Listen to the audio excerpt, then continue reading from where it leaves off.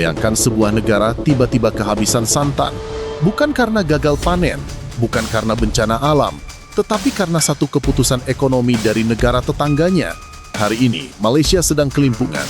Harga santan melonjak, pelaku usaha panik, dan dapur-dapur mulai kehilangan bahan utama. Sementara itu di sisi lain, Indonesia justru sedang bangkit.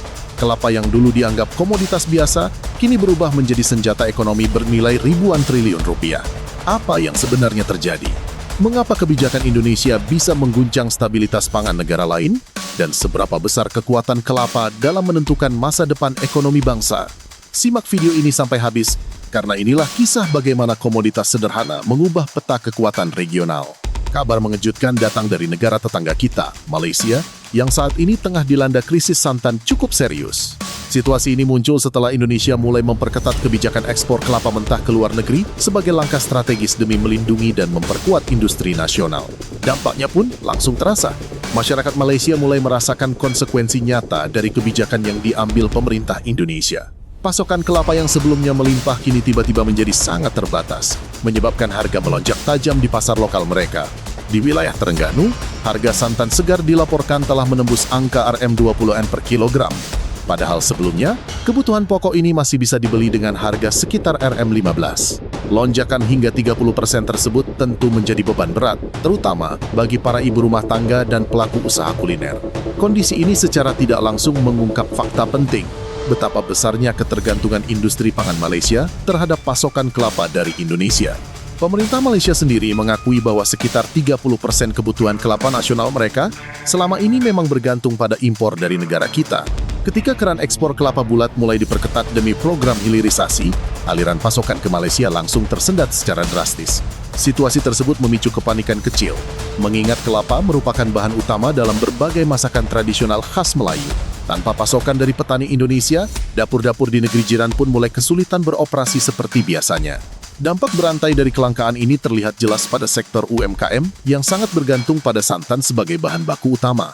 Banyak pedagang makanan mengeluhkan kondisi ini karena terpaksa menaikkan harga jual demi menutupi biaya modal yang semakin tinggi. Bahkan, sebagian pengusaha warung nasi memilih menutup usahanya sementara waktu daripada terus merugi akibat biaya produksi yang tidak lagi seimbang. Realitas ini menunjukkan betapa kuatnya posisi tawar ekonomi Indonesia dalam rantai pasok pangan regional Asia. Untuk menyiasati situasi sulit tersebut, banyak konsumen di Malaysia akhirnya beralih menggunakan santan kemasan atau santan kotak. Namun, produk pabrikan ini dianggap tidak mampu menyamai cita rasa santan segar hasil perasan manual. Tidak hanya soal rasa, ketersediaan santan kemasan di beberapa pasar swalayan pun mulai dibatasi. Setiap konsumen hanya diperbolehkan membeli maksimal 5 kotak agar pasokan bisa dibagi secara merata. Langkah berani Indonesia menghentikan ekspor bahan mentah ini sejatinya merupakan bagian dari visi besar peningkatan nilai tambah. Presiden Prabowo Subianto secara konsisten mendorong agar kekayaan alam Indonesia tidak lagi dijual murah ke luar negeri dalam bentuk mentah. Dengan membangun industri pengolahan di dalam negeri, kita dapat menciptakan produk turunan bernilai jauh lebih tinggi. Strategi ini terbukti efektif dalam memperkuat kedaulatan ekonomi Indonesia dan membuatnya semakin disegani di mata dunia. Keberhasilan mengguncang stabilitas harga pangan di negara lain menjadi bukti konkret bahwa hilirisasi adalah kunci utama. Indonesia tidak lagi berperan sebagai penonton, melainkan telah menjadi pemain penting yang mampu mengendalikan arus komoditas strategis. Melalui pengolahan kelapa menjadi santan kemasan, minyak kelapa, dan produk turunan lainnya, potensi pendapatan negara diperkirakan bisa mencapai ribuan triliun rupiah. Ini menjadi angin segar bagi pertumbuhan ekonomi nasional yang tengah dipacu menuju masa keemasan. Potensi sektor kelapa memang sangat luar biasa jika dikelola dengan teknologi industri modern dan terintegrasi. Bayangkan saja, air kelapa yang selama ini kerap terbuang, jika dikemas secara profesional, mampu menghasilkan devisa besar bagi negara. Selama bertahun-tahun, banyak bagian dari buah kelapa belum dimanfaatkan secara optimal. Kini, melalui kebijakan baru ini, setiap tetes dan serabut kelapa diupayakan menjadi sumber kesejahteraan rakyat. Dulu, para petani kelapa di daerah pelosok seperti Maluku Utara sering mengeluhkan rendahnya harga jual hasil panen. Bahkan, satu butir kelapa pernah hanya dihargai Rp1.000, angka yang jelas tidak mencukupi kebutuhan hidup. Namun, sejak fokus pada pengolahan dalam negeri diperkuat, harga kelapa di tingkat petani perlahan mulai naik secara signifikan. Kesejahteraan petani kini menjadi prioritas utama pemerintah dalam agenda kedaulatan pangan. Indonesia sedang bertransformasi menjadi pemimpin pangan dunia melalui komoditas sederhana yang akrab dengan kehidupan sehari-hari. Kebijakan pembatasan ekspor kelapa mentah bukan untuk memusuhi pihak manapun, melainkan murni demi kepentingan nasional. Dunia kini mulai melihat bahwa kekuatan ekonomi baru sedang bangkit melalui pemanfaatan sumber daya alam secara bijak. Langkah tegas ini juga dilakukan untuk menjaga ketahanan pangan di tingkat daerah, terutama di wilayah strategis seperti Kepulauan Riau yang berbatasan langsung dengan negara tetangga. Aparat Bea Cukai dikerahkan untuk memperketat pengawasan agar tidak terjadi penyelundupan. Tujuannya jelas, memastikan kebutuhan industri dalam negeri terpenuhi sebelum berpikir untuk mengekspor. Indonesia tidak ingin lagi hanya menjadi pemasok bahan mentah bagi industri pengolahan di China atau Eropa. Selama ini, keuntungan besar justru dinikmati negara lain, sementara rakyat hanya mendapat sisa.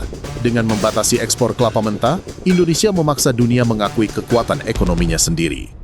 Jika seluruh potensi kelapa nasional dihilirisasi, nilainya diperkirakan bisa mencapai 5.000 triliun rupiah. Angka fantastis ini setara dengan sekitar 1,5 kali APBN dalam 1 tahun. Potensi tersebut mencakup pengolahan daging kelapa hingga air kelapa, yang kini mulai dikemas modern dan diekspor ke pasar internasional seperti Cina. Di luar negeri, harga satu butir kelapa bahkan bisa mencapai Rp30.000. Ini menunjukkan betapa besarnya kerugian yang selama ini terjadi jika Indonesia hanya menjual bahan mentah. Dengan pembangunan pabrik santan dan minyak kelapa, kesejahteraan petani di seluruh Nusantara dapat ditingkatkan secara nyata. Presiden Prabowo Subianto optimistis komoditas kelapa akan menjadi kunci Indonesia menuju posisi pemimpin pangan dunia. Strategi ini dijalankan bertahap dengan membangun pusat industri di berbagai daerah penghasil. Tahun depan, 2 pabrik baru direncanakan akan diresmikan untuk mengolah hasil panen menjadi produk bernilai tinggi. Hilirisasi ini juga berdampak langsung pada kenaikan harga kelapa di tingkat petani. Pemerintah menargetkan harga bisa mencapai Rp5.000 hingga Rp8.000 per butir. Dengan harga yang lebih layak, petani akan semakin termotivasi merawat kebunnya dan meningkatkan produksi. Keresahan pelaku usaha kuliner di Malaysia menjadi bukti nyata bahwa kebijakan ekonomi Indonesia memiliki dampak regional yang luas. Meski menuai protes, pemerintah tetap teguh demi masa depan industri nasional. Kini saatnya Indonesia menikmati hasil maksimal dari kekayaan alamnya sendiri. Didukung teknologi pengemasan modern, produk turunan kelapa seperti VCO dan santan kemasan semakin diminati pasar global. Keberhasilan hilirisasi ini menjadi babak baru perjalanan ekonomi Indonesia. Tanpa konflik fisik, keputusan ekonomi yang tepat mampu membawa dampak luar biasa. Ini adalah kemenangan seluruh rakyat Indonesia, terutama para petani kelapa. Mari terus dukung kedaulatan sumber daya alam demi masa depan generasi mendatang. Apa yang kita saksikan hari ini menjadi bukti nyata bahwa kekuatan ekonomi tidak selalu lahir dari konflik atau tekanan politik, melainkan dari keberanian mengambil keputusan strategis dalam mengelola sumber daya alam.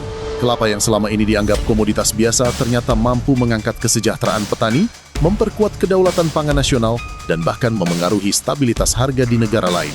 Indonesia kini tidak lagi sekadar menjual bahan mentah, tetapi mulai mengendalikan nilai dan arah permainan di pasar regional. Inilah langkah nyata menuju bangsa yang benar-benar berdiri di atas kaki sendiri. Jika kamu setuju bahwa kekayaan alam Indonesia seharusnya dinikmati sebesar-besarnya untuk kesejahteraan rakyat, jangan lupa like, subscribe, dan bagikan video ini agar semakin banyak yang sadar akan potensi besar negeri kita